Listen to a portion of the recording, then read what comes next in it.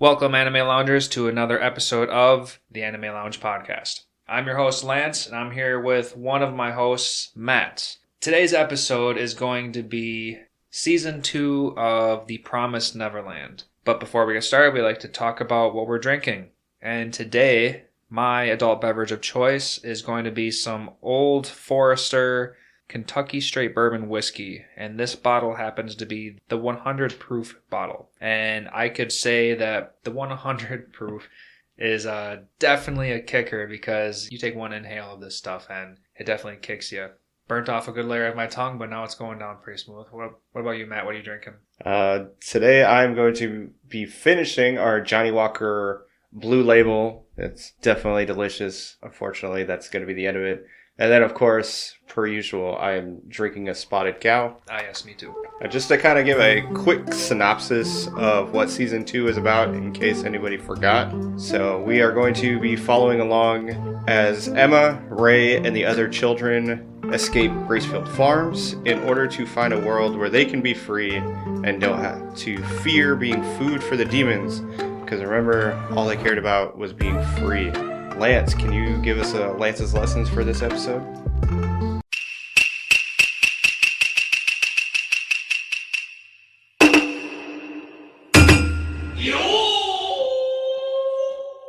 Today's Lance's lesson is going to be a phrase, not a word. And it's going to be the phrase for thank you for this meal. And all you hardcore Japanese listeners might remember this. It's going to be itadakimasu. This is a phrase that you use before you start eating, and this phrase typically means I'm going to receive this food, whether it's a plant or an animal, and I'm going to use it for my own life, which is spiritual for the Japanese world. Once again, that's itadakimasu. It's spelled I-T-A-D-A-K-I-M-A-S-U. Itadakimasu. Make sure to like and follow that on our social pages. I'd say that one is definitely appropriate for this one because you see when Sunju and Emma do the ritual, and then they do that a lot. Exactly. And that's why I chose it. I think they did it like 2 times in like episode 2, and they did it multiple times throughout the series. Every time that all the kids sat down to eat, they all said thank you for this meal. I mean, of course, we watched this in English. Yep. I guess, did you watch that episode 5.5 by chance? Okay, so I don't know what it's like out there on the rest of the internet, but Funimation has a episode 5.5, which is just a recap episode. And the recap episode was just in Japanese. Yeah. Couldn't be in English, so no biggie. And we went and revisited the season 1 days when everyone was together, and all the children back at the orphanage, they all said, thank you for this meal. So it was used so often, I want to stick with the everyday kind of use kind of stuff. So itadakimasu was just an easy one to throw out there, and let's keep these phrases alive. So yeah, it's definitely. I remember talking to you about it, just trying to want to learn Japanese. So it's good to get these phrases and get all these words down because it's something I've been wanting to do personally. Oh yeah. And just a reminder that this is the phrase you say before you start eating. There's a whole different phrase that you say afterwards. So, and all the hardcore sub listeners will know this. So, okay. So, just kind of want to kick everything off. I know we usually start everything with favorite characters, but I kind of want to get your opinion on just what you thought of the anime itself. Because I know every time you look online and you see like people talk about season 2, you get a very mixed bag of opinions. Mm-hmm. So I'm curious what your opinion of this was. Overall, of this anime, I did really enjoy the anime. And this is coming with zero knowledge of the manga. Okay. And up until the very last episode, I loved it all. Okay. I thought the last episode really, really made me upset. How they just like skipped multiple years. Yep. But that could be a whole conversation in itself. All in all, I am very pleased with the anime itself, and I think that's a very positive thing to take away that a lot of listeners and interested people should, walk away with. Don't listen to the manga people telling that it's garbage because of various reasons. And they are going to be very real reasons, but if you're going to be just a casual anime watcher, watch the anime. It's well worth it. Yep. Say you watched it just to put it behind you and have fun with it. Yes. What about you, Matt? You watched the anime before you read the manga, right? Yep. Yes, I did. So what was your take?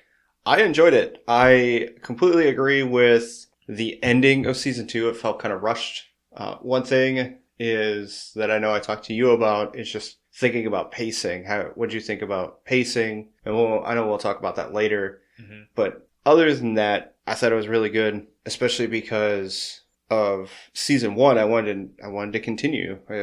Season 1 was so good that I wanted to know what happened to everybody, if they got free or whatever, how it finished. I was not going to assume that this is only going to be a 2-season anime. I thought this was going to be 3 just by how many chapters were in the manga. Right, and you were saying in the last episode, like, they could have easily made this even into 4 seasons. Yes. Judging off of how many chapters they took from the first season. Yeah. If you guys remember from season 1 when we talked about it, season 1 is 37 chapters. And in total, there's 181 chapters. So if you were 40, you can make that into 3 or 4 seasons. Easily, yeah. If they did it properly. Yeah. Yeah, so I definitely thought the story was really good. I thought the story was very well written. All of the characters were very likable. And you had a very wide variety of characters. I just thought pacing was a little off. Especially compared to season 1. Because, we watched season 1 maybe, a month ago? Maybe a month ago. In terms of this recording, yeah. Yeah. So it's just, you go from season 1 to watching season 2 like this, and you're just like, man, something seemed a little off. Yeah, it was pretty damn quick. There was a lot of stuff that they just jumped around about. A lot of time frames have been skipped. Yep. I think the first time jump that they did, as far as in the anime, was when Sanju, Mujika, and the kids were walking through that tunnel to get closer to that desert area, that wide open place away from the forest. I think episode 2 says 5 days had gone by that they were traveling in just the tunnel. Yep. So it's nothing too extreme, but I don't know how much you could have really filled in with those 5 days of just tunnel traveling. I know they offered how to start hunting.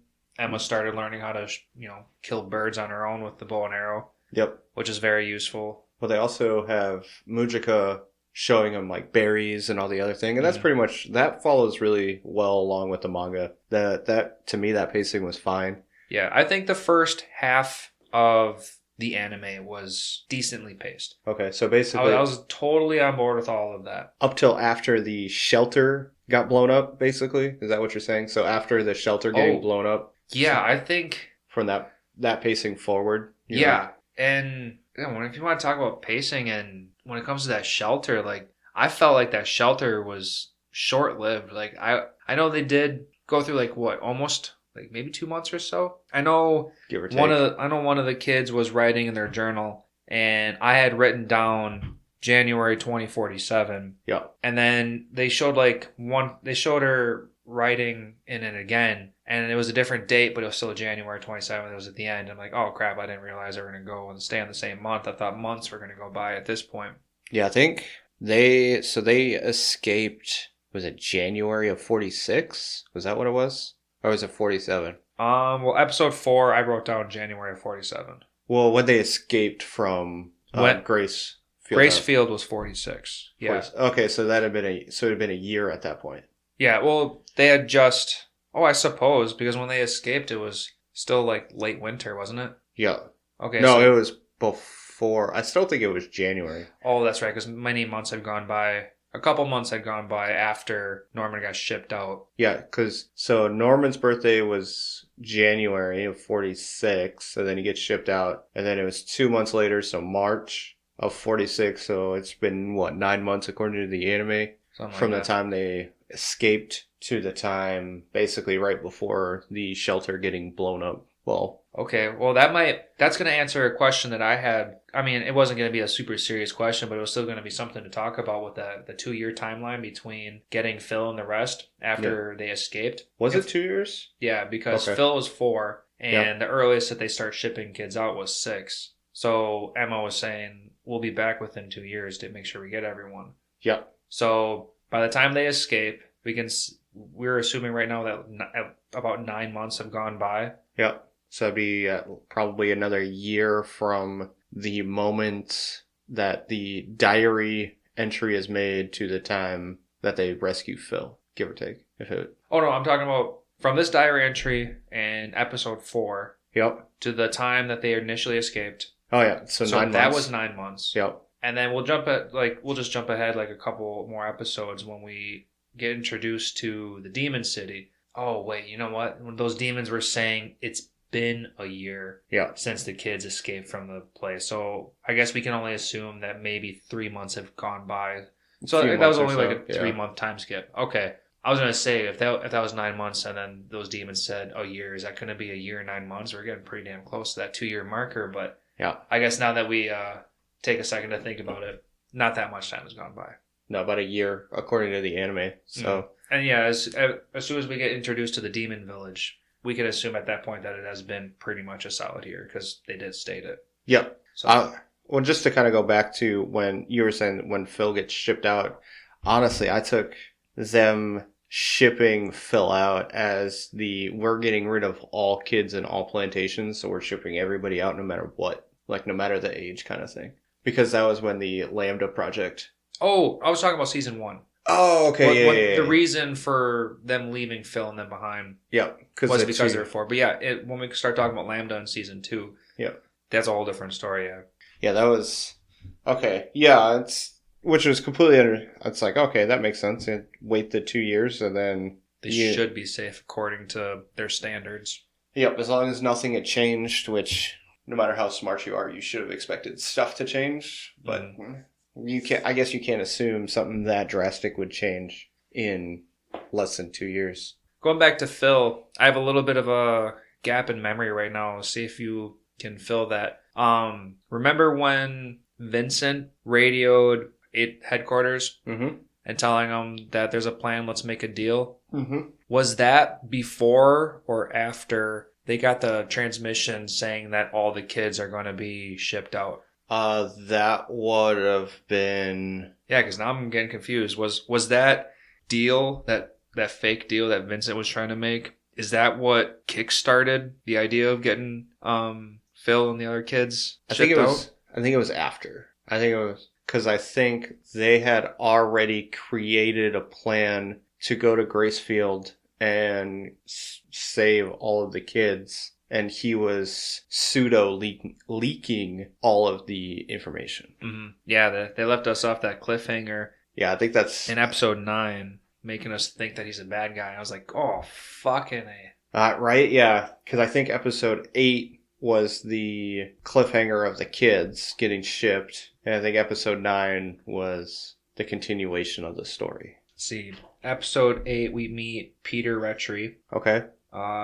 He wants to help Norman. He was, making Norman take those drugs. Yeah, then they find Sanju and Mujika. And they come back, but Norman has already carried his plan. And then the blind demon has the sacred blood and saves demon Emma. That's all I wrote down for that one, really. But so it must be episode 9 is when they find out about the kids. Because I'm pretty sure it all happens in succession, kind of stuff. Because we're not planning on saving the kids at the orphanage quite at that point. Right. Yeah, because shit went down in episode 8. Yeah. Norman was savage and he just wanted to destroy everything. Yep. That was crazy. I did not expect him. Well, I guess I don't know what I expected. I just thought it was just crazy. Yeah. I sat there with my eyes wide open. I just wanted to see everything unfold. He was ready to start hacking, slashing demons and take everything in control. I mean, yeah, his goal was to completely eradicate all demons. All demons. So I could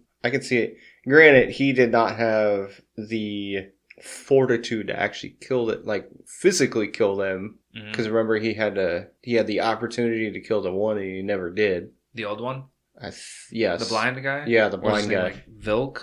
Vylk? Yeah, we'll go with that. That's what I wrote down. I watched season 2 in subtitles, so this time I wrote down how they were spelled out. Yeah, I'll believe you for that one because I am not sure. Oh. And just to kind of give a little spoiler, he was basically nobody in the manga. Really? Yeah. Wow, he was pretty damn important in the anime. Yes, he was. And he was. Yeah, he explained that he had been carrying around what do they call it, the evil blood. The evil blood. In the manga, in the anime, they're calling it the evil blood. Yep. For like the past 800 years. 7. 7? It was 700 years. Something like that. And then he was too afraid to expose himself, and he just stayed in the shadows. Yep. So then he ate some humans to kind of make it look like he was not anything, part and of the crew. Yep. And just to kind of give another little spoiler about things is he did not eat Mr. Minerva. Ooh. So he did not eat him. Okay, that's really interesting because that was one thing that me and Emily were throwing questions at each other in one of the last episodes with Mr. Minerva's, what was it? Well, that was his older brother, the asshole Peter. So Peter was so he was the head of the Rat Tree clan at that moment. Like during he was in charge of the Lambda project and all that. And then James was his brother, was his older brother. And then James was Mr. Minerva. Right. Yep. Okay, so from what the anime was talking about, the old demon Vilk was the one that found him. Got the item from him. Got that pen piece. Yep. That showed the entire blueprints of the HQ. Yep. And then ate him. And then that was Vilk's story. Yep. And then we find out a couple episodes later that Peter, it made it sound like Peter was like the one that like killed him in like, what was it, a house? I remember some kind of like hallway, and he was just blood splattered and he was sitting there and like. Yeah, that was basically his palace kind of thing. Yeah, so me and Emma were like, I thought the old creepy ass demon was the one that ate him, and now all of a sudden there he is in a building. So the only kind of connection that I could make was maybe Peter shot Minerva or something. Yeah. And then left him to die or threw him into a forest. And then Minerva wandered his way, and then Vilk ended up finding him. That's the only way there's the only way I can connect those two stories, because otherwise someone's lying. Someone's lying, or that's the only way to connect them. That's how I worked it. Well, I can tell you that he is lying, because that is not what happens. That POS. No, it's Peter betrays his brother, right, and kills him. So the second time you see him die, which is technically the first time you see him die, if you really want to put it into perspective, is how he dies. So okay, well, if that's true, I wonder how Vilk came across that pen piece then. I will get into that in my list of... In your book of notes. My book of differences, yes. Yeah, I can't wait for that. Just to give a quick little blueprint of how we're doing this episode, we're going to talk about, like we normally do, we're going to do the first big segment as anime, and we're going to finish with manga, but as many of you might already know, there is already a huge difference. So the manga mentions is going to take a big portion of this episode. It's probably going to be the longest one yet. Yeah, and personally, I'm looking forward to it because I can't wait to hear the differences. So for anybody that really enjoys the manga mentions and wants to hear why they might be frustrated with Season 2, I might be able to tell you. But like I said, I enjoyed Season 2. And if I were to never have read the manga about Season 2, I would have been perfectly... I can't say I would have been perfectly fine with how Season 2 went, but it would have been okay. Like I've no real complaints about how Season 2 went. If I would have known anything about the manga, or if I wouldn't have seen anything on the internet about people being mad about it, yep, I would have been just fine. Yep. Of course, mine's the last episode. And I'm seeing on my notes right now that Vilk is 700 years old, so yeah, you were right. I don't know why I thought 800, but yeah. Yeah, I loved the season in general. Was great. Yep. Just to kind of go into one thing. So what did you think when you originally saw Peter persuading Isabella to become the grandma? What was your initial reaction to that? Peter was the one that was doing the persuading? Because for some reason I got like some memory of like the original grandma telling her that she can make her a grandma. Yes, but then when she's in the jail in prison, whatever you want to call it, it's Peter that goes and talks to her and then says that he can give her freedom and all these other things and makes her become a grandma. Okay, so that all that happened. So they promised her freedom as long as she can bring back the kids. Yep. I turned to Emily. I'm like, watch. She's going to become some badass ninja woman, and she's going to go swift through these forests, find these kids, somehow beat them up, and return them. It's going to go from like 0 to 60. And honestly, I'm glad it didn't take that route. Yep. I am kind of surprised that the anime didn't make her more like active. Like she kind of just sat in the shadows and was like, yeah, we're going to wait for them to come to us. Like there was like zero planning that went into, their field. She knew her children, right? So she knew that they were going to come back. Yeah. Well, what was your thoughts about like those little secrets being exchanged? Also, there was that whisper that we couldn't find out. That me and Emily were talking about. Like, what do you think she was saying? And I think we eventually figured out like it was probably to be grandma because I don't think that was part of the initial deal. No, it was. That was. Yep. Okay, then I don't remember what we agreed that we thought it was, but yeah, I definitely I thought she was going to be evil again. Like I thought it was straight evil. Yeah, I thought she was going to be like, oh, okay, well, get her ego back. Yep. And was pleasantly wrong. I will be perfectly fine with accepting the fact that I was wrong in that case. Mm-hmm. So with that, are you angry, happy, sad, annoyed with how Isabella took the final stage, pointing the guns at the kids and then actually turning the tides and pointing them at Peter, and then telling them that like, we've been playing you this entire time. When the systems went down, our chips got turned off, so we're not going to die. I was fine with that. And then, okay, so like, I mean, I don't know if I'm trying to fish for any kind of reaction after trying to describe it anyways, but like, do you think she's good in heart, or do you think she's only doing this because she knows that there's some freedom at arm's reach? So I will say I got persuaded from the manga because she gets a pseudo redemption arc, which is like a couple chapters. And or a chapter, it's probably like 8 pages. And it's pretty much like saying that, so she gets like a pseudo redemption handful of pages. And it goes along the lines that she did this because she's truly loved us kind of thing. Mm-hmm. And she was trying to do what she could to actually protect us. Mm-hmm. And they go a little bit more into it. I mean, they kind of did touch on that in the anime, because like when they were trying to explain at the very end, like, we know things went wrong and we understand, but we still love you because you did give us actual love. Yep. And all that fun stuff. And then, just to kind of throw another change that happens, because it wasn't something I was not planning on talking about, Isabella actually dies in the end. Oh, shit. Yeah. Well, the anime totally... Yep, they changed that part. One. Oh, yeah. No, she real dead. So... Okay, can you drop a quick spoiler on that, like, before the mentions, or is this going to be a really good part for the mentions? No, I can talk about it now. Basically, during the whole chaos of things, there is a demon that is still alive, goes after Emma, and Isabella, steps in the way of the demon killing Emma. Does this demon come into headquarters, or is this outside somehow?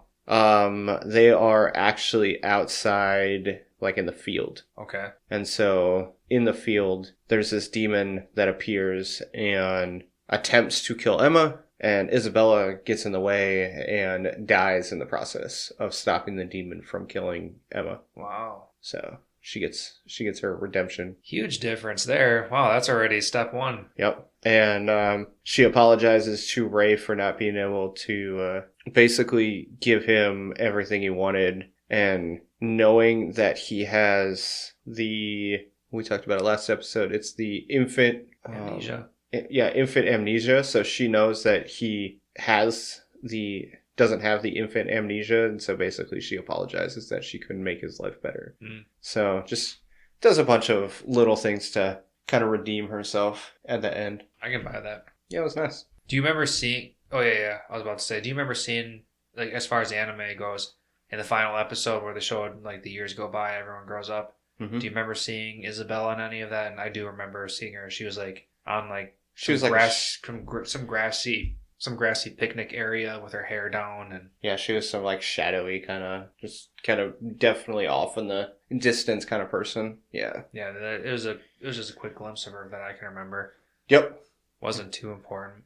Yep. She was still there, and you see her walk with Phil and the other kids In the beginning of in the very beginning. Yep. Talking about this flash forward part, I don't remember seeing. Oh my god. I was about to say, I don't remember seeing Ray, but obviously it's because he's back in the demon section. Yep. Duh. So, ooh, yep. Just talking about kids growing up, I just wanted to make sure that I throw this out there. Toma. Okay.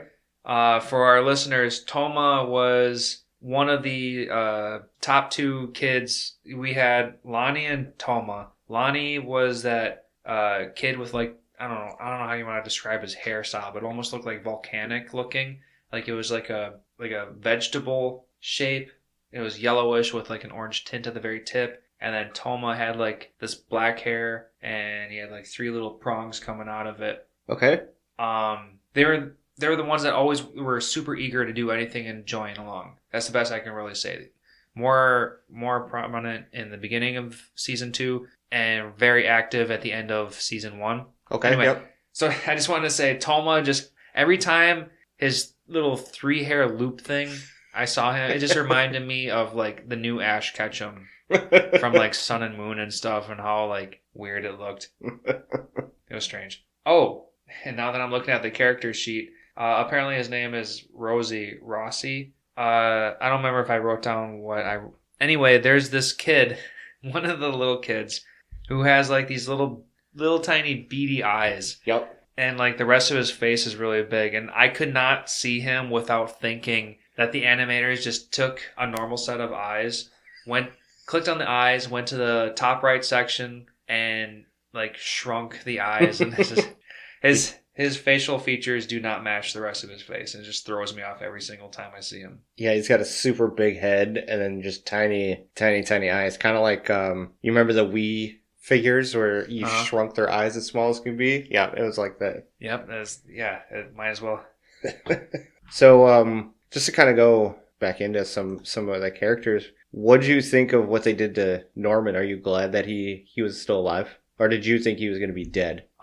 We all did suspect that he would be alive, and I did expect him to come back somehow. Mm-hmm. I was expecting him to come back, and I guess overall I am happy that he made his appearance in the anime when he did, because a year has gone by and they met in the demon village, and he saved Emma and Emma and Ray. Yep. And then that was a good little reunion. So I guess I was okay with it. What about you? Yeah, I thought it was good. I did not see that coming. I just, as far as how he saved her or them, I wasn't expecting it. Granted, I don't know what I was really expecting, so I guess I shouldn't have been all that surprised. Yeah, right. I had no expectations how he would make his appearance again. Yep. I guess the way I saw him coming back was, I know we on our last episode, I was talking about how based on the thumbnail that Funimation offers with Emma sitting side by side with the demon child that we now know as Mujika,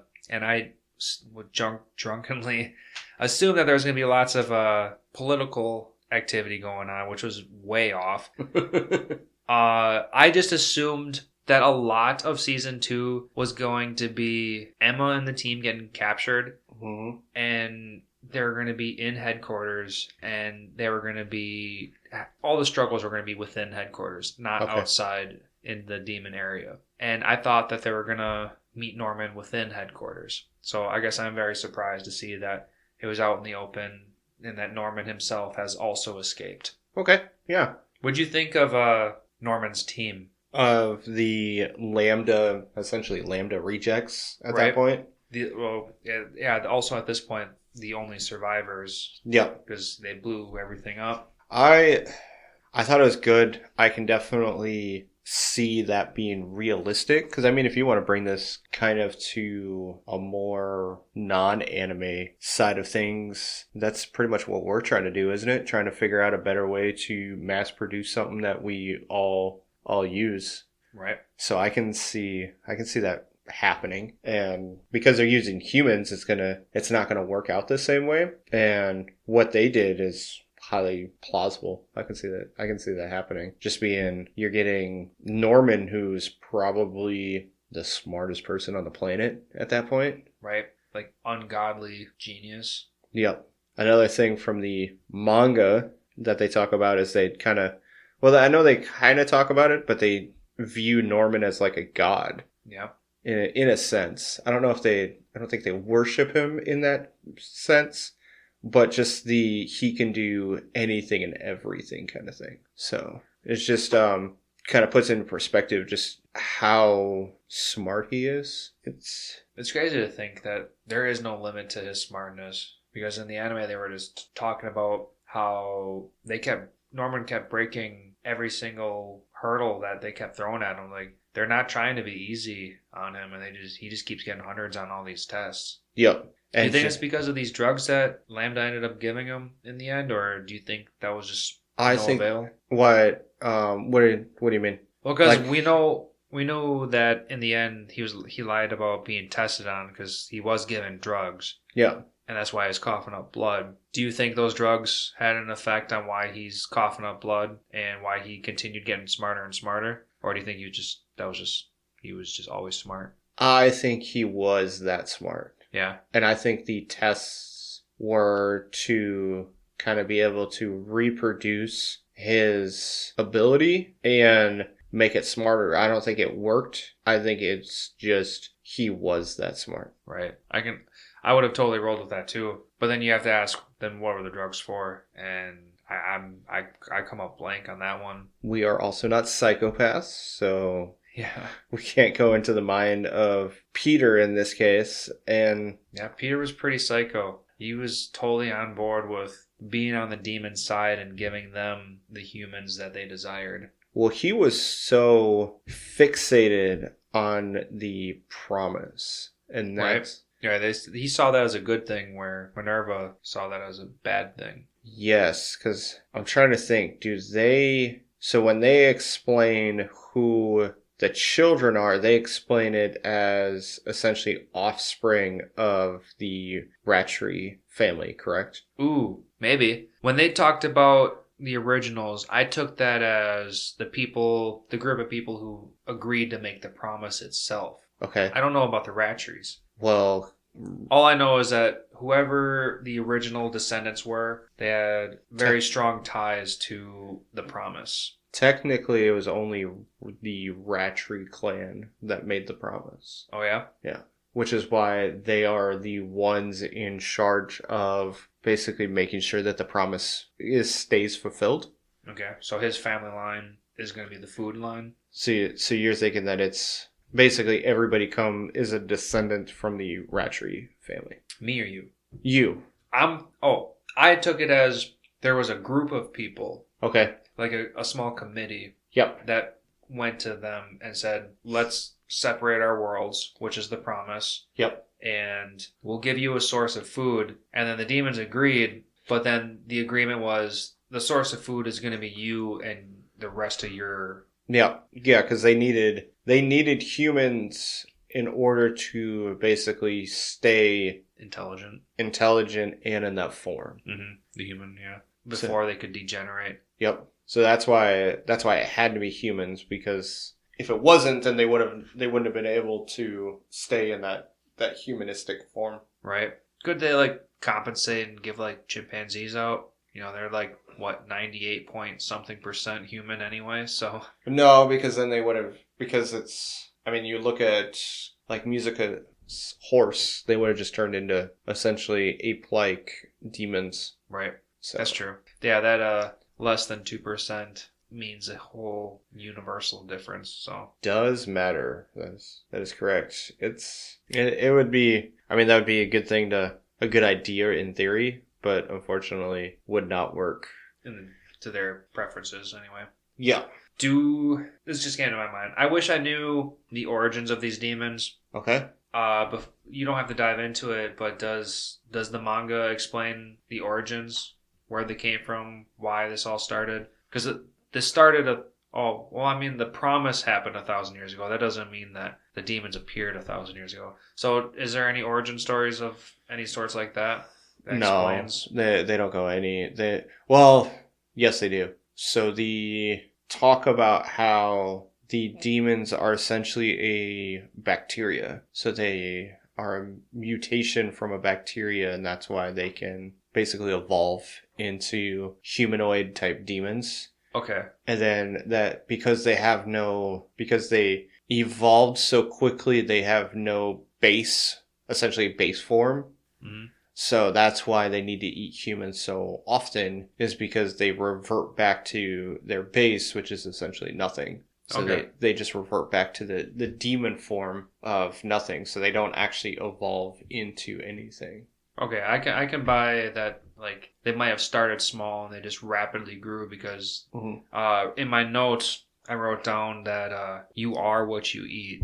Yep. And that's essentially what is exactly happening. I mean, we saw the horse demon, we see the humanoid demons and stuff like that. The only question I have really is you are what you eat. Like that enormous demon that's chasing everybody in that forest. Like if we got all these forms, why is this guy so big? Is it just because he's consuming everything that he can and he's just a freaking freak? Probably. A freak of a demon? Probably. Something along those lines. Might as well. We could go with that just because, I mean, the wildlife and the plant life is just so different from ours, which they talk about when in the first few episodes, just how different everything is. So I can see that being the case. Like there's something maybe not quite like it, but similar to. Mm-hmm. So just kind of go back to our typical questioning. Was there anybody that you met in season 2 that became your favorite character? I want to say Sanju. Okay. Just because, you know, he was that tall, badass demon, comes in swinging swords, chopping, killing everything that's in his path. He had this badassness about himself. Yep. And then the only reason have any hesitation on saying Sanju is because he has that moment where he says that he wants to hunt the ancestors of,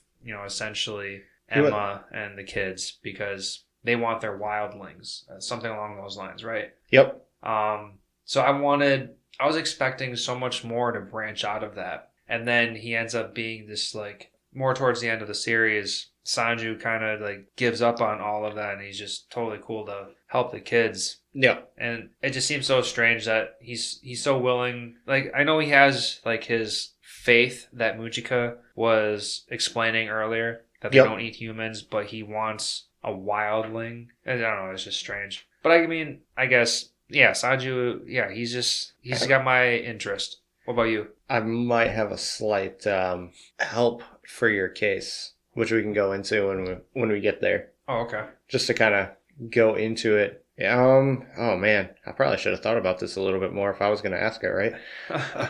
I mean, we have the kids, we have Sanju, we have Mujika, we have all the sisters, we have... I will say Zazie, so the guy with the bag over his face, is really badass. The one with the blade? Yeah, the blade. Yeah, I kind of wanted to talk about him when we were talking about Norman's crew. Yep. He was definitely probably... I'm trying to think, because I want to only stick to the anime. If I had to pick one, I might just pick him. Besides Sonju. Yeah. I'd probably go with... Just to be different. Just because like he's the next most action-packed character? Yep. Yeah. And he's just kind of the most... Because of the people we meet in season 2. Right. So, yeah. I want to see what's under his mask. His eye pattern, I don't know if you ever noticed, like his eye pattern like sometimes spells like Z-O. Do you ever notice that? I did not. I will say you do get a glimpse of his face. You do? Manga. Ooh. Okay. I assume it's all deformed. No. It is actually pseudo-demon-like. Interesting. I for a moment when you told me no, I thought you were gonna say like the Inosuke route, like he was like some super beautiful man or something. Oh no, definitely not. But he has like these crazy eyes and more like fang-like features. You really only get like a side profile of his face. Damn, that sounds so much more interesting. And I like that. A demon, like, starting to get a little bit more demonoid. Yeah, so his eyes are just, like, super dark. and then he's got basically his canines are just a little bit bigger. And that's really all you see as far as his face is yeah. As far as his face is concerned, that's all you see. So cool. Just a glimpse of him looking cool. You know, when one of my first thoughts when he made his appearance, when that blade came down out of his like flappy arm hood thing. Yep. You remember in the original X-Men movies that super shitty Deadpool when he had that big blade come down to mimic Wolverine? That's what I thought. Oh, I thought you were going to go Assassin's Creed route. Assassin's Creed? Yeah, that would be right there too. But I was thinking, I don't know why, I just went X-Men with like the shitty ripoff. with Ryan Reynolds being a pissed off Deadpool. Yeah. Yeah, that shitty version. Back to the demonoid kind, like the demon form taking over the human deal. Okay. The female in Norman's group. Barbara. Yeah, Barbara. Yep. There was that scene where she was eating that demon body part. I turned to Emily and I said, I'm pretty sure that if demons who eat humans take on the form of that, I think that there's going to be like some reverse deal where if like a human were to eat a demon. And then Barbara started acting all psychotic and psycho. I'm like, I think I'm fucking right about this. And then we find out that like she's got side effects of all the drugs and experiments and stuff like that. I'm like, fuck, it's right there. Close. I wanted to be right about that so bad, but that's whatever. Yeah, it's especially because it could have been one of those things where they were like experimenting on her and they made her need demon meat for whatever crazy reason to be able to like sustain her strength or something along that would have lines. been cool. But the anime explained why she eats demon. Basically as a fuck you to the demons. Exactly. Yep. An act of revenge. Hey, can we take a quick 5 and go grab another beer? Beer run, all right.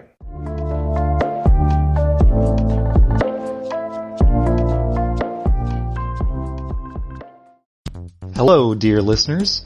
Do you enjoy playing video games with your best friends? Then I have the pod for you. I'm Philip, host of the Gaming Together, a cooperative podcast. Each week, my co-host Nave and I break down a cooperative experience in gaming, and we are always looking for new co-op partners to join us. So come play with us on the Gaming Together podcast.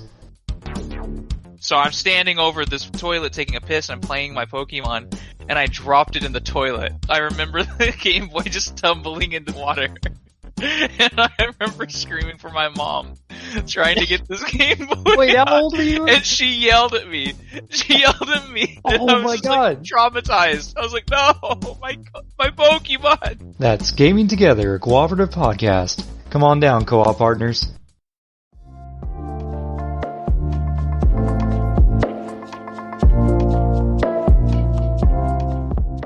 And we're back. So to carry on our conversation, we haven't quite talked about that cool little bunker that the kids ended up finding at B0104 that the pen led them to. Yeah. I don't know about you, but I thought that whole idea of a super secret underground bunker was pretty friggin' sweet. Yeah, I thought it was a great idea. Honestly, I thought they were going to stay in there for a lot longer. A lot longer. I totally thought, yeah. I thought that was going to take up many more episodes. Yeah. And I thought from the bunker they were going to go save the kids. Because that's the way that it made it seem. Yeah, that would have made complete sense to me, is doing it that way.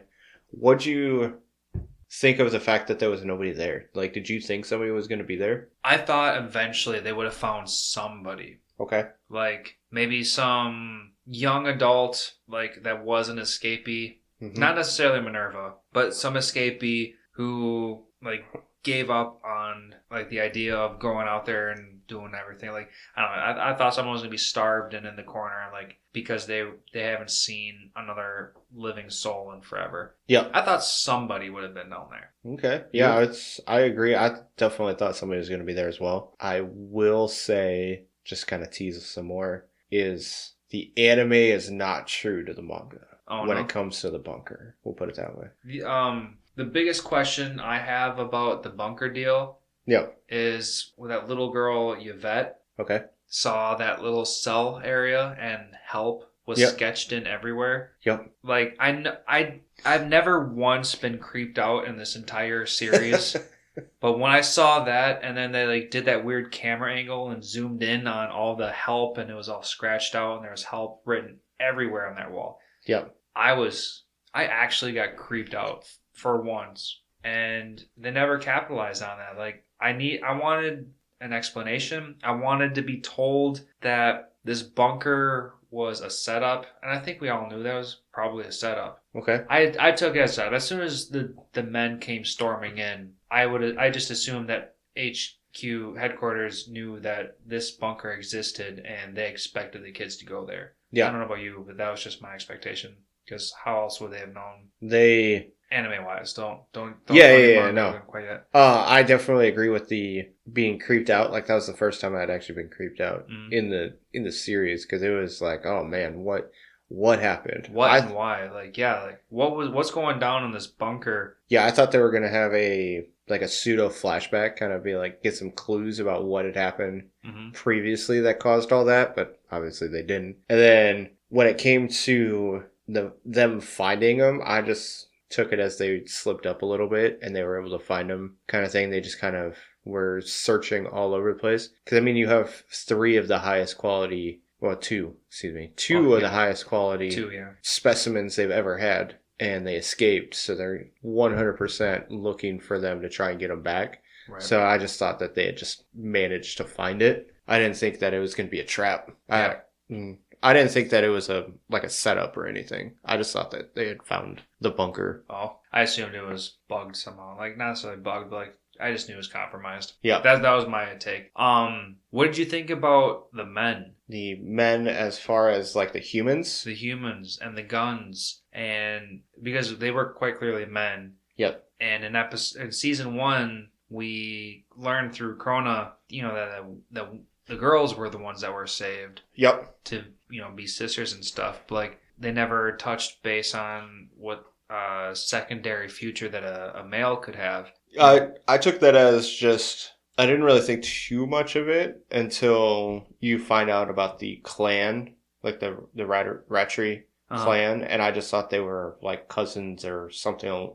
Like they were family members later in the series? Yeah, they were family members in the clan. So what was your first impression of the men infiltrating? I'm trying to think. I'm pretty sure I thought that they were just they had to be connected somehow. Like either they were from the human world and they were helping, making sure that nothing happened, or that they were. Yeah, that's kind of where I was going to. I thought it was some team from the human side that was sneakily working in the shadows, making sure that the humans in the demon side would survive. Yep. Not that they were working for the demons. Yeah. Okay. Yeah. Yeah. So you and I were kind of on the same page right there. Yeah. It was. So one thing I will say is that it's kind of cool in the manga. It's not actually something I wrote down. Is so the owls. Mm-hmm. The owls were how they kept track. They were like drones. The owls were drones, so that's how they could get footage of like they were mechanical drones. Yeah, they were mechanical drones. So that's how they found biological living things. No, that's kind of I don't know if you watched The Witcher. No, it's on my list. Definitely a good one, but The Witcher was very good. Okay, that's good. Definitely very good. But just to kind of go back so they were mechanical owls, and that's how they were able to so they found the kids in the forest, and they knew they were in the desert, and then Peter knew that his brother basically left stuff and left bunkers. He just didn't know where. Right. So that was how they figured out that there were bunkers in the area, and he had left a lot of dummy bunkers. So interesting. Just to kind of throw that out there as well. One side branch that I thought that might have given their location away was in, what was it, episode 1? It was probably episode 1, maybe episode 2. No, I think it was episode 1. When Ray is running away and trying to get the headquarter demons to follow him, and he's been surrounded, and he starts etching into that tree. Yep. And I think he etched in that location of B0104. Yep. And then I thought that headquarters saw that tree and somehow found a connection between that number and where they actually were. So that could have been my only deep dive into, back. Obviously, I had to look through my notes to make that connection again, because I totally forgot that if I hadn't wrote down that he wrote down on the tree, I would have totally forgot about it. So that was just something. Yeah, he definitely does write down the coordinates on the tree, and you could, if you were paying close enough attention, I could see you putting 2 and 2 together. That's how they found it. But because he had wrote that down for Emma in the group, right, in case he got separated. So yeah, I'm pretty good on the bunker talk. Another question I had is more along the lines of that blue pendant thing that Mujika gave to Emma. Yeah. Other than the fact that it was just an item. Okay. That it was given to Emma, and which made her, we saw in the anime that it was left behind while they were looking for the demons. It served no mystical purpose, and I expected some big flashy reveal to come from it, because it's a flashy pendant thing, and usually that stuff means magical stuff. And all that we got from it was that it was a keepsake that Mujika knew that she gave to Emma, and it randomly shows up in an area, and then that tips off Mujiko that Emma and the crew's in the area. That's the whole purpose of it in the anime, and I expected so much more. I expected it to be some kind of I don't know. I just expected some kind of magic to come out of it. 2 things. One, I can tell you that's not how Mujika and Sunjo find out that they're in the area. Oh. And 2,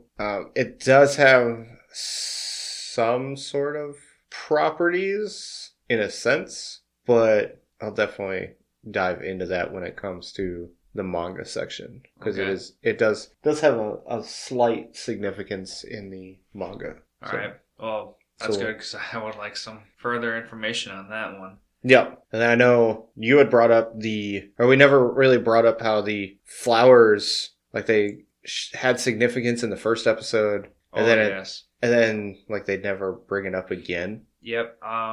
Through the anime, we find out that Sanju and Mujika explain, their faith. I guess their faith doesn't have anything to do with the flowers. The flowers are... But they did start explaining the Gupna. Yep. And they said that the Gupna drained, the blood from the body and preserved the body for, the nutrients for eating. And I think that's all I understood. Well, they also... it is kind of a religious thing, because they say if it blooms, then the god has blessed the meat so you can eat it. Sounds familiar, yeah. And that's really all they talk about. I will also say this is another part of the manga that it is brought up, but not in that sense. Oh. So, if you guys haven't noticed, there's a significant amount of differences between the anime and the manga. And yeah, we're almost there, and I'm ready. I guess the last thing I want to talk about is just how piss poor the final episode was. Okay. Maybe not piss poor, but how disappointing it was. That's the bigger word, is disappointing. What was the biggest disappointment? Was there anything that they kind of brought up that to me didn't make sense? It was just the time skip. Okay. I was totally on board with Emma and Ray going back to the demon side and, trying to bring peace to the demon side. Okay. Which is why I right there, I wanted some kind of closure. Yep. And then have an expectation for a season 3. Okay. But then we quickly find out that there's a time lapse. Yep.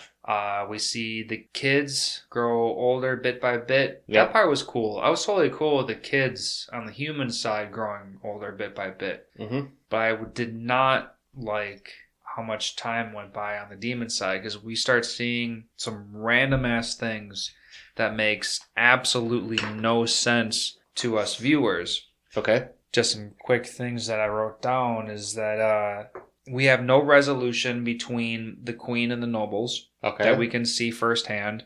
Yep. And I'm pretty sure that's going to be a huge portion of the rest of the manga. And at one quick snapshot, there was this dragon and this floating demon that kind of looked like the fucking Pokemon Metatite. I was just like Mew. or Mew even. But I just, you just see this meditating, floating demon thing. Yep. I have questions about that one, and yeah, I just absolutely hate how they ended this. And So the pacing goes from kind of bad to really bad at the very end. Is what oh you're yeah, saying. it just gets worse and worse. I will say that guy is key in the manga. The floating Demon meditite mutation thing is important to the manga. He's actually critical in the manga. Oh yeah. Yes. So I think I think I'm ready to get into some mass manga mentions. All right. We can definitely get into some of the manga mentions now. NANI?!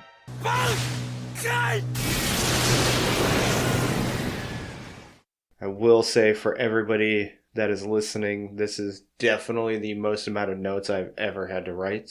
Also, so anybody, because we've been talking about pacing a lot, the first season was chapters 1 through 37. The second season was chapters 38 through 181, which means that the second season has 133 chapters to go over. So it's a lot. That is an insane amount. I don't think there's I'd be willing to bet that there's not another series out there that covers 133 chapters in one season. In 11 episodes. In 11 episodes, mind you. Yeah, they skip over some super critical details. They gloss over people. To put it in perspective, most mangas I take anywhere from 3 to 7 pages worth of notes. And this one I have 14 pages of notes. So it's a lot. There's individuals that are basically critical to the story, i.e. that demon that we never actually find the name out of who that is, because every time they talk about it, the floating demon, yeah. They basically blur it out, make it into the demon writing, so you never know. You have no idea what that demon's name is. That's strange. I didn't mind it because it just kind of adds to the lore of who that demon is. Yeah. So I was okay with that. And what was that demon eating to make him so mystical like that? I think it was supposed to be like God. Honestly, that's what I think it was supposed to be. Yeah. Because we have this evil-blooded demon that's kind of its own thing. And you think like this might be its like next step up. I think it was a deity. I think that's what this thing was. Yeah. Because this demon lives in what they call the Seven Walls. So it's not even in that dimension. It's not even in the dimension? No. No, I want to know more now. Yeah, so this demon lives in a pseudo space that basically only the Ratri family member and Emma have visited, because they talk about how all these people have attempted to visit this demon and nobody's ever came back alive. Okay. So, yep, only Julius, I think is what his name was the original family member's name. Let's see. The original ancestor? Yep, the original ancestor. Okay. Yes, it was Julius. And he made the promise, and basically the promise consisted of a request, and then the demon called it a reward. And basically it was in order for me to do this, something has to happen. In the original promise's case, the request was for the demons to stop hunting the humans. Mm-hmm. And the reward was that the Julius had to be basically the watcher of everything. So he had to stay in the demon world, and he had to make sure that the promise stayed fulfilled. So he could never go back. He could never go to the human world, and he had to stay in the demon world. So that was his quote unquote reward for the promise being met. That sounds more like a sacrifice. Yes. Yeah. Yes, it is 100% a sacrifice. Just to kind of, we're going to skip around a little bit, but Emma's request was for that all the humans in the demon world to go to the human world. Right. So her family and every human on the farm And all farms in general. and all farms to go to the human world. Okay. And that no demon would hunt humans. So basically she had two requests, where everybody went back safe and that they didn't have to worry about the demons hunting the humans. And is it safe to assume that this is where every single demon would probably consume a little bit of that evil blood? Yes, that is exactly what happens. Okay. We'll go back to it just because I want to kind of want to start from the beginning and work my way through. Yeah, we might as well start over. Yeah. So when they start running through the forest, basically the first episode is where they do a pretty good job to stay with pacing fairly well until they get to the bunker. Once they get to the bunker, they go off into right field while the story keeps on into left field. Like, they're just going opposite directions when it comes to... But one thing that happens is while they're fleeing, they fall into this giant hole. And it's similar to the hole that Sonju is making. So he's actually... In the anime, they talk about how he makes them himself. In the manga, they talk about how he uses what these demon trees make are underground passages, and he basically connects all the underground passages and makes paths. Right. Yeah, That I think way. they touched on it a little bit. Kind of. And these trees are actually, they call them vampire trees. So they suck all the blood out of everything and kill... They just kill whatever falls into the pitfalls, essentially. Oh, okay. So one thing that changes is you see, what is it? When Sunju rescues the kids, they are fleeing from just a group of demons, right? Or were they fleeing from some like royal guard type demons? I don't remember. The guards were chasing them. Okay. But Ray took I would say most of the attention. Yep. And then Emma fainted, and then I think she might have attracted like one demon or so. I don't quite remember what happened on Emma's end other than her fainting. But the concept was that Ray would take all the attention and lead every demon away. Yep. And then that happens, and you see Sunju basically kill all the guards. Mm-hmm. And in the manga, it's actually the guards killing the demons that are like the uncultured demons that are chasing the kids, trying to eat them. Oh. So that giant demon that's chasing them. Yeah. The royal guard demons are the ones that actually kill that thing. And that's what happens there. So while they're kind of traveling with Mujika and Sunju, they find out about so there's multiple types of plantations, not just, or farms. They call them both. There's multiple types of them. So there's the ones where basically the kids are all going to be low quality. Like, they don't move. They don't know anything. Like, they couldn't do anything. And those are going to be your super, like, bottom tier meat kind of thing. Was this the meat that ended up in the demon villages and stuff? Or? Basically, yeah. That would be what is passed around the demon villages, is going to be all this, like, bottom of the barrel quality meat. Right. And you find out there are 4 premium grade farms, while Grace Field is the highest producing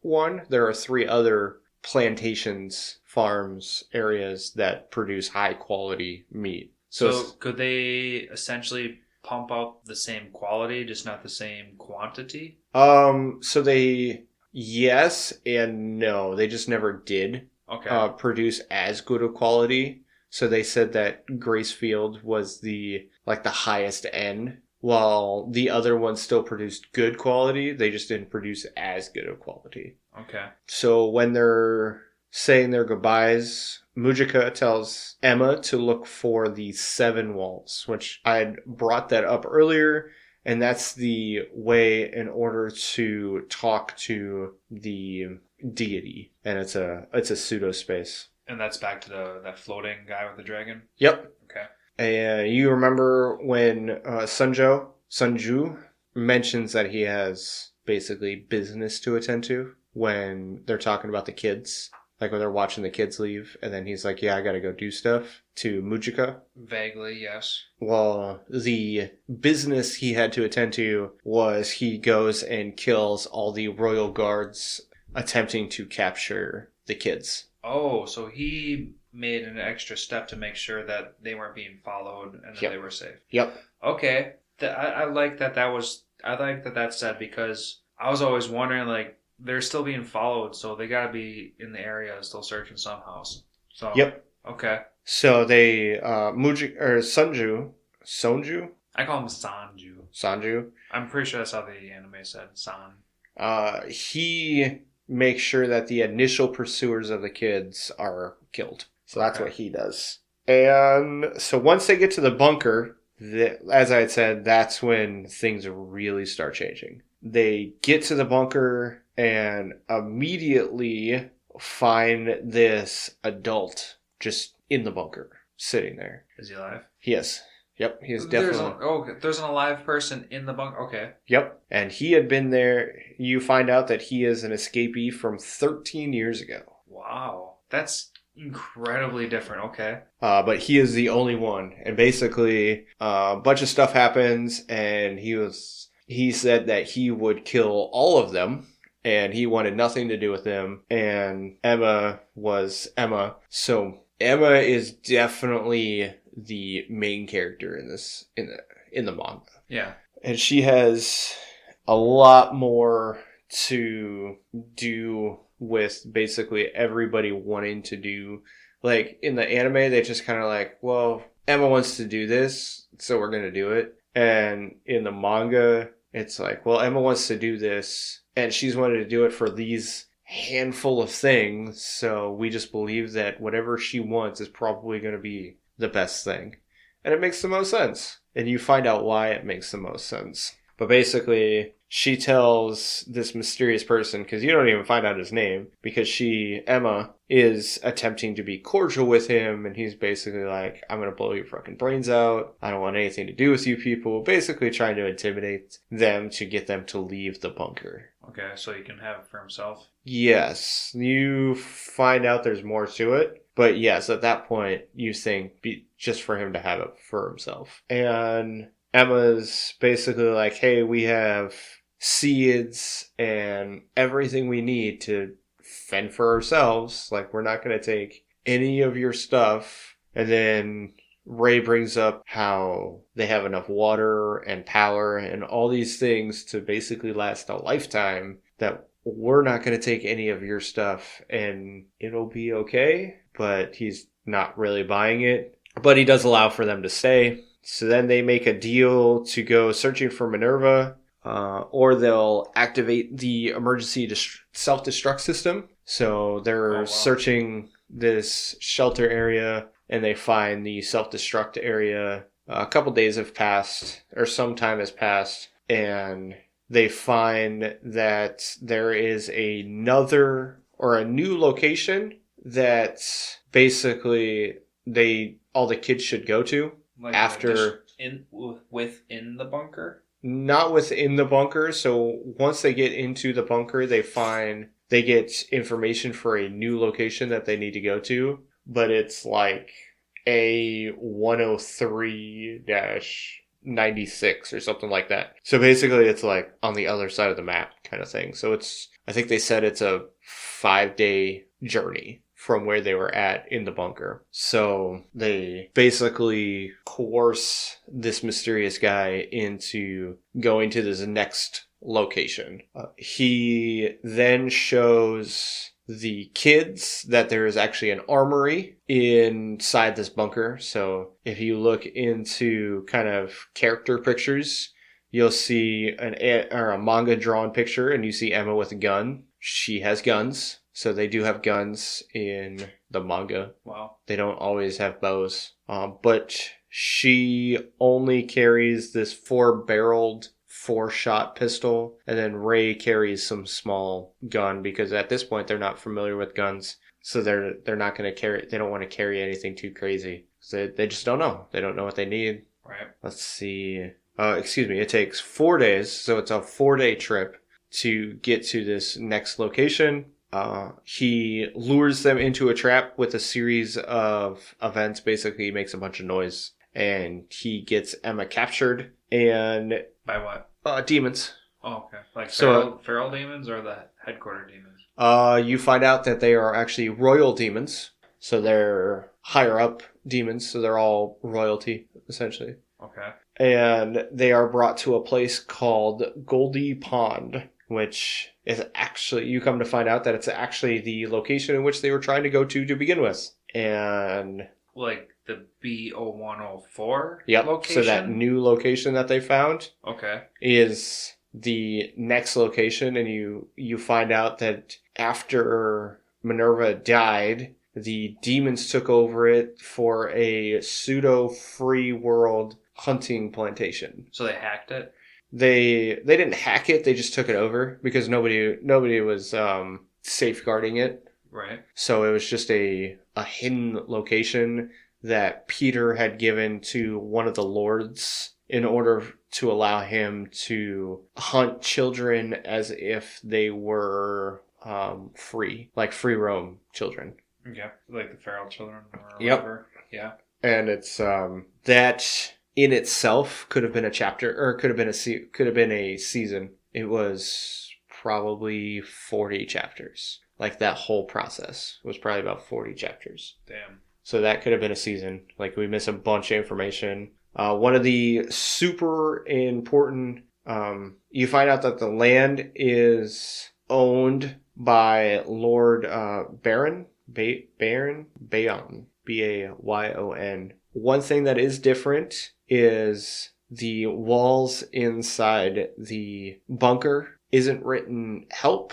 It has poachers written inside of it. Poachers? Yes, so they call the demons poachers because they're killing the children. And it was written by this mysterious guy that was basically trapped inside the shelter for 13 years. Was he trapped or did he stay there for his own safety? He stayed there because it was shelter, but you find out that he was the lone survivor of his group of... He was the lone survivor of his group of escapees from his plantation from 13 years prior. And he's basically like going psycho, going crazy in the head. And it's part of his grieving process. Yeah. It's just when he wrote those things. And they all got brought to... So they also had a pen. And they go to that B103 location and get trapped by the demons, the Lord demons, and get a part of the hunting game. And this mysterious guy is the lone survivor of that hunting game. Is it because he was found within this group and he escaped, or was it because he was kind of in the background and things happened and he never got seen, so he ran away before he got noticed, or No, basically all of his friends sacrificed themselves for him to escape. Damn. Yeah, so it's super fucked. Which is why this guy's kind of an asshole to everybody. Yeah, sure. At least at the beginning. So then during the hunting game, Emma meets a man named Lucas, who also knows of Minerva. And Lucas tells all of the kids that are brought from the other plantations about all the information that he knows to basically help create more groups like Emma's group that escaped from the Grace Fields. Okay. Just gives them all the information and helps them survive. So Lucas tells Emma of a secret door that needs a pen, which Emma, of course, just happens to have. And you go to this mysterious golden lake, hence the name Goldie Lake, because the area has this golden lake, and you see this floating building. They go to the floating building, they attempt to activate the elevator because they assume that it would bring them to the human world because that was what it was supposed to do. And it basically errors out. It says it doesn't work anymore. Oh, so is this one of the areas that we find out in the anime that every single crossed out location kind of, yes, used to be a way back to the human world? Basically, it'd be the same thing. So this is one of those locations that no longer works. One thing that is super important is this is when the phone call happens. So this is when Emma hears the recording. And this is outside the bunker? This is at Goldie Lake. So this is... Okay. And gets the information. He explains who his real name is, that he's James Rattray, and that he's a descendant of the people from whom made the original promise, that he is actually the 35th head, and he was a mediator between the two worlds. So that recording happens. During the recording, he says that if they want to break the promise, his allies won't stop them and let them happen, and that it's their right to choose. So basically, he's like, we understand you guys have been made as cattle, and that if you want to break the promise and let the world be open to demons and humans again, we have no right to stop you guys. So, and he also says that if they don't want to escape or start a war, that they need to head to the Seven Walls. So Minerva is the second person to tell Emma that they need to go to these mysterious Seven Walls area.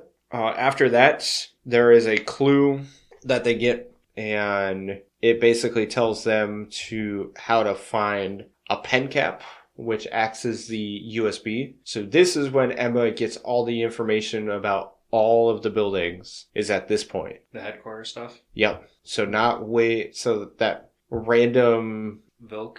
Yep. Random creepy-ass blind demon? Blind old demon? Yeah, he's not important. This is when Emma gets all that information. It's basically towards the beginning third of the series. Oh, that's a lot of time to keep on to this pen piece. I would say probably I think this is chapter like 50 something, maybe 60, around 60-ish time frame. This is the first time that you get any information that Norman's still alive. So up to this point, you think that Norman's dead. You have no idea that Norman's still alive. Right, because you're supposed to have the assumption that he's dead. Yep. And so you meet this kid that has a mysterious symbol on his chest, and Emma has no idea where this symbol comes from. So one thing that I forgot to mention is that the bunkers has just a library full of books, and they've spent... Yep, the anime showed that too. They spend a lot of their free time just reading the books. Okay, yeah. And I'm pretty sure they talk about that in the anime as well. And so Emma is familiar with basically everybody's coding, like how the different farms help distinguish the children. And Emma sees this guy. He is like super big and buff, but he is dumber than a bag of rocks. Like super dumb. The only thing he says at this point is a code, which is 22194, which if that sounds familiar, it should, because that is Norman's barcode. That is his number on his neck. Why would this dummy know? Because he is from that area. So the area? Oh, he was from Lambda? He was from Lambda, yep. But if he escaped 13 years ago, how would he know? Different guy. So this is... sorry. This is Emma in the Goldie Pond or Goldie Lake area, and Ray and this mysterious guy are basically still in the woods. So this is all Emma being captured before they come back, or they come to get Emma. And like I said, he keeps repeating 22194, which is Norman's brand on his neck. So that is the first... Did you know this at the moment? Yes. Only because they had shown Norman like at a desk. So you got a glimpse of Norman being alive still. Oh, okay. But it was like the chapter before or something along those lines. But that was Emma's first indication that Norman might still be alive. Okay. Let's see. You see Lucas and Emma devising a plan to fight back and kill all these monsters. During the resistance, some of the kids get injured / die. And during the battle, Ray and this mysterious man finally join the battle. So they finally get there and join the battle. A giant battle ensues, and eventually they all kill the demons. One thing that's super important is that you meet this this demon called Luvis, Leuvis, and he is a duke, I believe. He's super important because he's the one that basically started these hunting games. He was in charge of one of the plantations, and every once in a while, like they go into his backstory, every once in a while he would let one kid go, and then he would go chase him, and then kill him, and then eat him. And eventually he would do that like once every 6 months, and then like once a quarter, and then he had to start doing it like once every few weeks. And then they get to this point where he's his fix. Yep. He's doing it every few days kind of thing. Wow. So, and then January 29th of 2049 is when Goldie Pond was destroyed. That's very interesting. January 29th is because they wrote down that date in the bunker. Yep. So in the anime. That is when Goldie Pond was destroyed, and all of the demons go missing, according to the other royals. So all these demons that are fighting or hunting the children are all royals. So there's 5 groups of royals, and they've killed 3 groups. They killed the head of 3 groups of royals at this point. Who's they? The kids that were at the Goldie Pond. Oh, okay. You find out that the mysterious man's name is Hugo, and him and Lucas Lucas survived, and Hugo and Lucas were the escapees together. So Hugo basically finds out that he wasn't the sole survivor, and he kind of calms down a little bit from his assholeness. At this point, Emma's new plan is to make a new promise with the demons to no longer eat humans, and after that promise is when they will travel to the human world. So her goal is to make it so that the demons no longer have to eat humans. So it's kind of a win-win for everybody, because if they can find a way for the demons to not eat humans, then they get to be themselves. And then all the kids can travel to the human world. So then all the kids go back to the shelter, to the bunker. And there are now 63 kids, or 63 people living in that shelter bunker area. Wow. You see the payphone gets used, and they are attempting to contact basically allies in order to become, just get support in this whole situation. They split up the kids into the 3 plantations. I'm trying to think, which we did know that, so I'm not 100% sure why I wrote that down. Oh, just to kind of put it in perspective of how difficult these questions are, the only thing you see that they bring up the questions is that one of the questions is memorize the picture within 10 seconds. So probably one of those things where you have to know every single detail about this picture, and you get 10 seconds to memorize it. And then they start asking you questions about said picture. Right.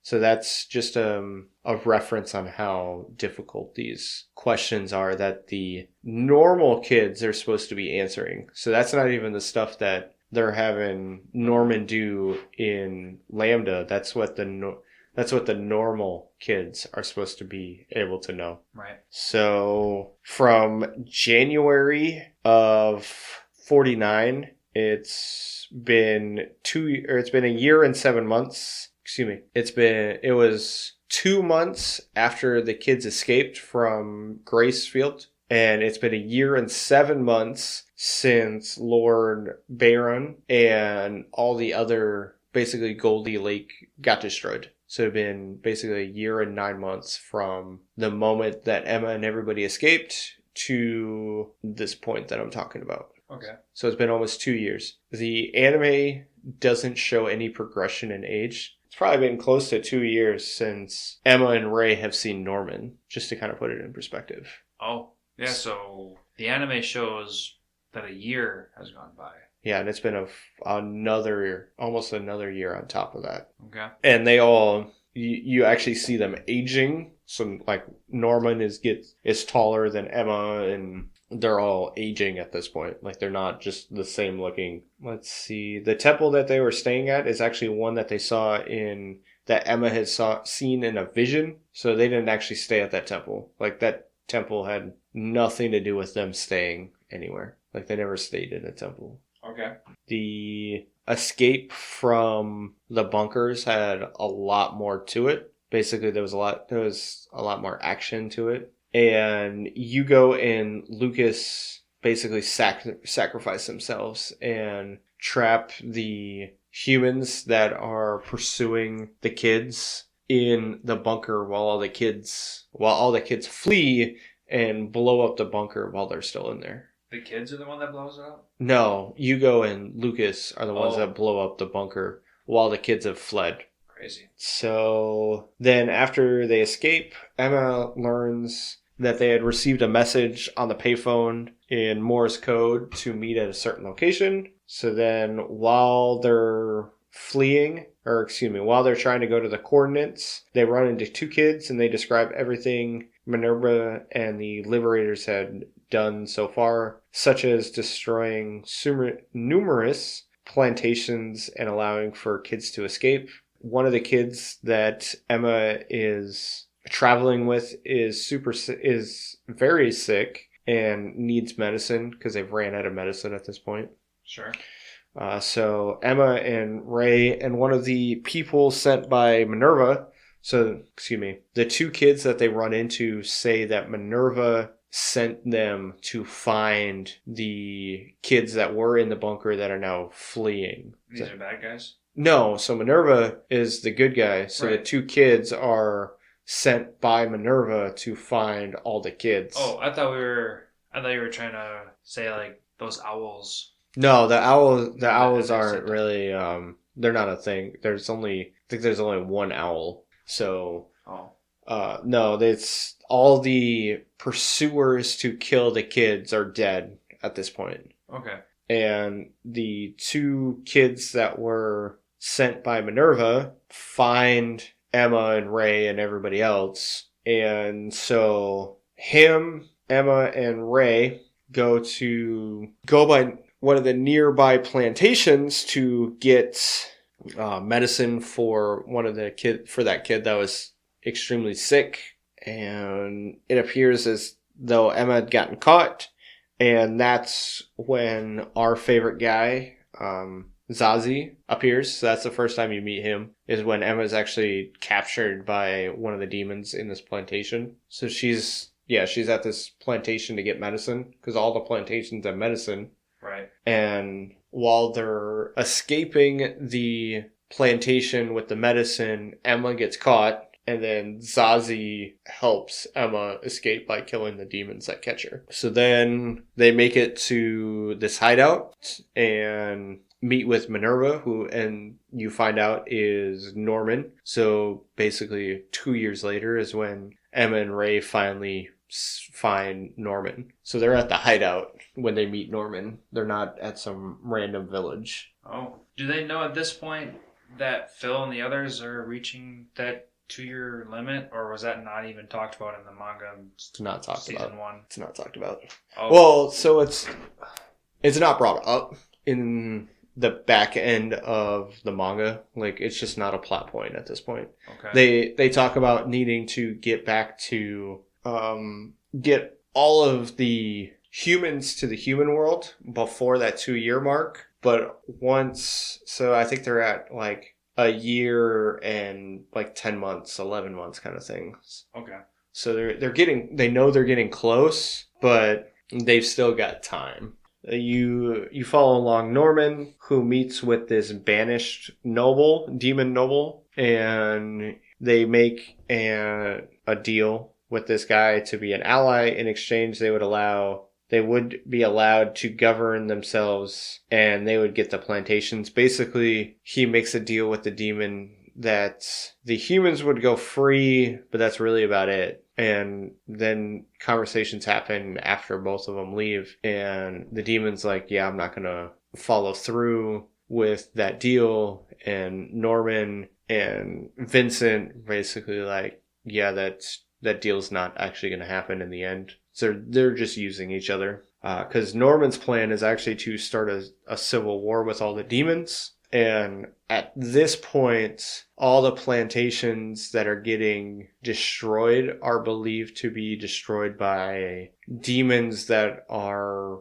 being malnourished. So they're breaking into these plantations and eating the humans so that they don't. So they don't regenerate or degenerate. Yeah, so they don't degenerate. Okay. The king and the royals or the queen and the royals are the only ones that have the evil blood in them at this point. Excuse me, let me rephrase that.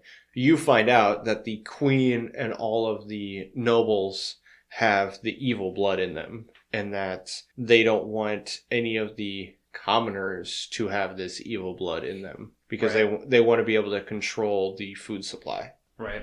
So then you know how when Emma and Ray have this second conversation with Norman, he promises to wait a few days before he goes through with his attack. Well, he never promises anything to them. Basically, Emma is like, hey, Ray and I are going to go to the Seven Walls. We're going to make a new promise and go from there. And Norman's like, well, I'm going to execute this plan in so many days. So if you're not back, well, you're not back. Like, that's pretty much all that's to it. Okay. So you do see Norman and his group doing experiments on that demon. So that giant demon that they had locked up. Yep. They had it locked up so that they could do experiments. Basically, they were using it to help them figure out the formula they needed for that degeneration serum. Right. You do actually see the queen. So she plays some sort of significance. More than like a 2-second role in Yep. the anime. Yep, she has some significance. So there's that festival. Norman actually attacks them during the festival. So you know the festival that they were going to get Ray, Emma, and Norman were all going to get sacrificed to. That festival. That you had mentioned earlier, like the ceremony thing? Kind of. I know they bring it up I could have sworn they brought it up in the anime, where that there was a reason why the 3 of the kids were getting shipped out at the same time. Well, it was for the actual deity. Basically, he had told the demons that he alone could eat the highest quality meat. Oh. So, basically, it was another control tactic. It was one of those reward type things. So they made a promise to the deity to be in charge, and he said, sure, but I'm the only one that can eat the highest quality meat. Okay. So then there's that ceremony that they use to sacrifice that meat, and that's what the 3, Emma, Ray, and Norman, were going to be sacrificed to. And Norman attacks the village town during this event because all of the nobles are there, the queens, basically everybody's there at the time. But is this where we find out that his poison doesn't work on the evil-blooded? Kind of, yeah. So you do find out about it. But it's not because the nobles, he actually used that one demon that was basically where they were going to betray each other. So he used that demon to attack the nobles, and then while they were attacking each other, his group killed the rest of the nobles. And then attempting to kill the queen, come to find out that the queen is really hard to kill. Eventually they do end up killing her. Let's see. So it's Ray and Gilda, Ray asks Gilda and Dawn to find Mujika and Sunjo. Norman asks Gilda and Dawn. And they believe that Norman is using Gilda and Dawn to kill them. Like to kill Mujika and them. It's basically like he's using them to get to Mujika so that Norman can kill or can have them killed because he believes of them as to be the evil blood. You meet this kind of super badass person. Her name is Aish. And she was actually raised by demons. Kind of a cool little backstory. And she has 2 dogs. She has 2 wolf dogs. Like, not demon-looking ones, just normal-looking wolf dogs. Oh. Then you get some backstory for the war from 1,000 years ago and the first promise. So originally, Julius had told his comrades that they were going to use like prisoners of war and all these other non-believers as sacrifices for the for the demons, and those were going to be the people that were going to be eaten by the demons. Mm-hmm. Well, come to find out that Julius made a pact with one of the demons, and they capture all of his comrades, all of his basically nobles, and they become the sacrifices. So it's all of the ancestors, all of his comrades become the ancestors to all the children. So it's super fucked up. Julius is, lives up to his name, right? So then those flowers are how they initially get into the 7 walls. So the 7 walls are actually a series of tasks you have to do in order to see this demigod or this deity. Okay. Because you have to give some blood, and basically what she does is she puts a drop of blood in water, and then it soaks up the bit of blood, and then in the golden water, you need the golden water so she puts some of her blood in the golden water, she puts that flower in the golden water, and then they as in Emma and Ray get brought to the first task, so the first wall, and you see him going through these series of events in order to meet the deity. When Emma gets there, her new promise is for all human cattle to enter the human world, and after that, for the 2 worlds to be closed off.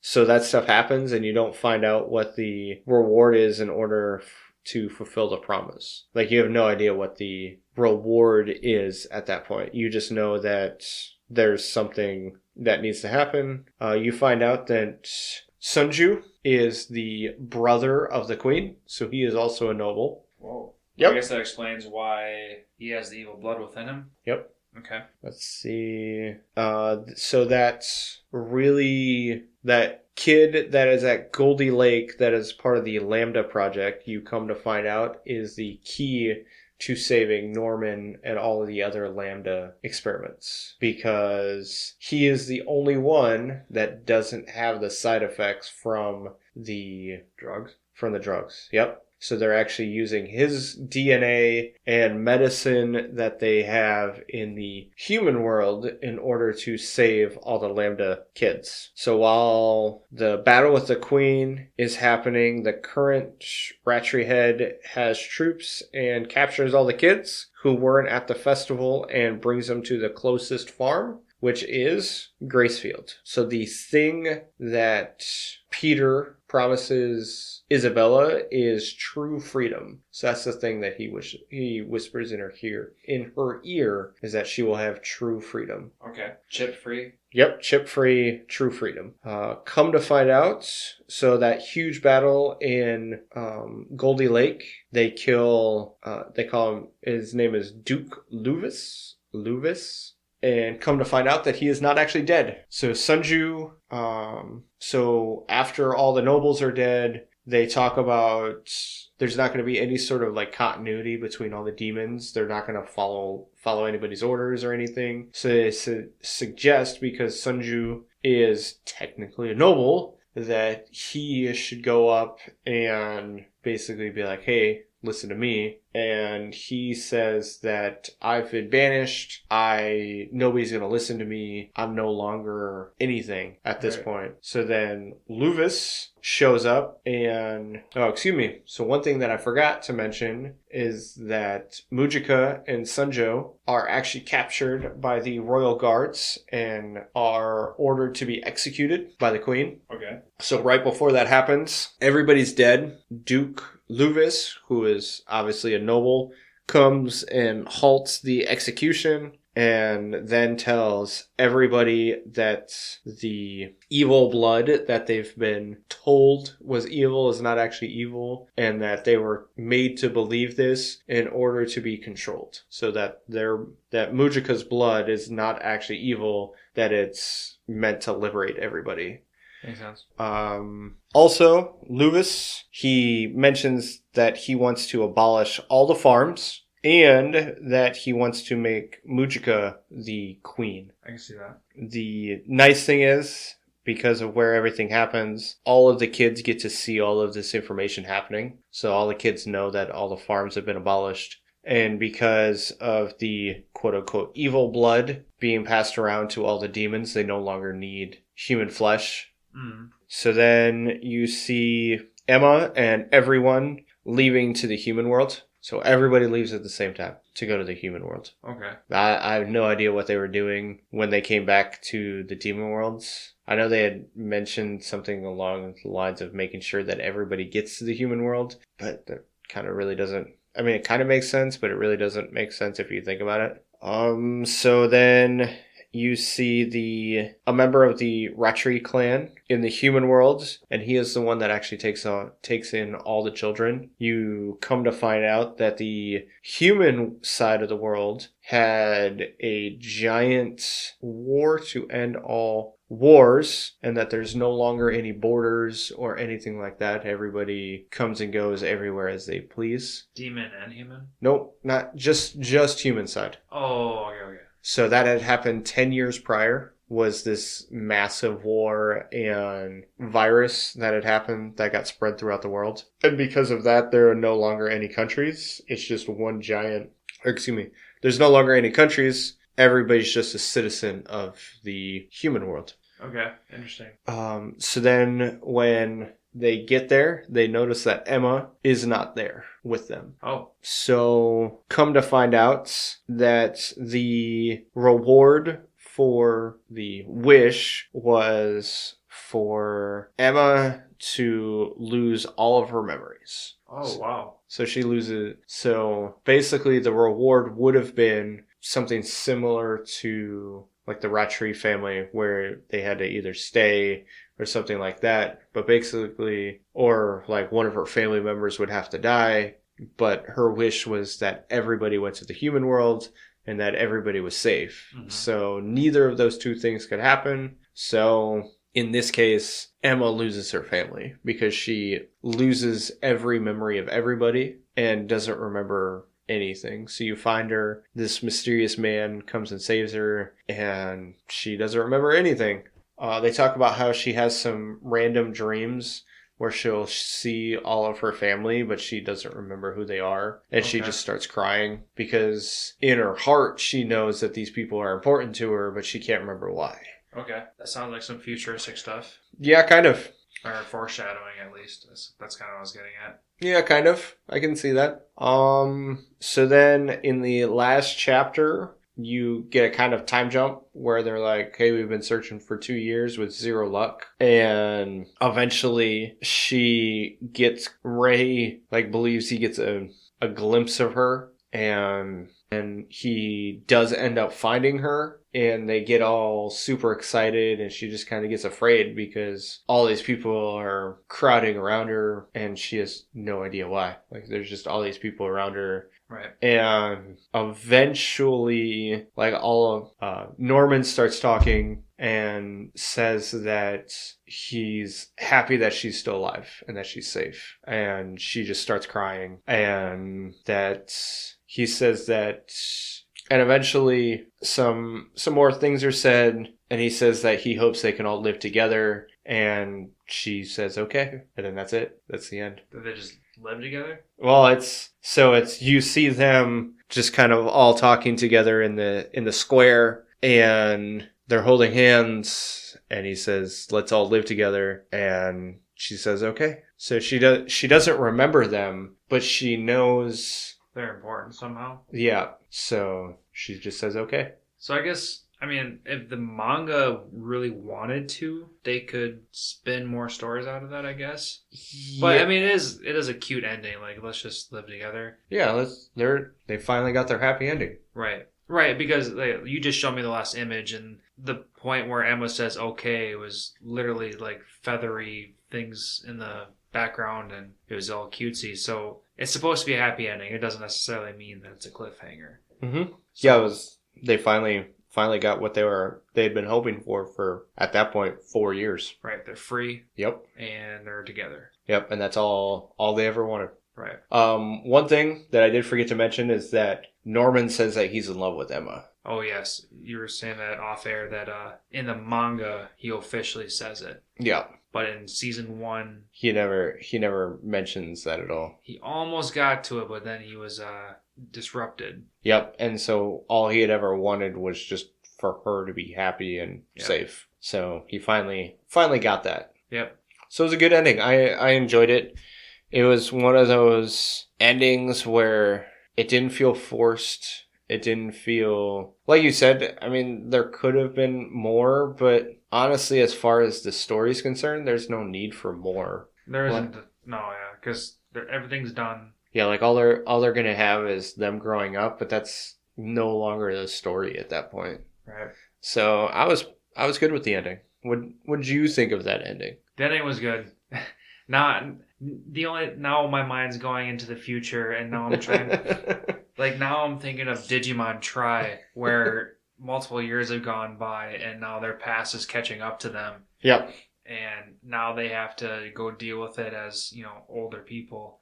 Yep. And now all of a sudden Emma and the crew have to go back to the demon side and fix things that have gone wrong there or something like that.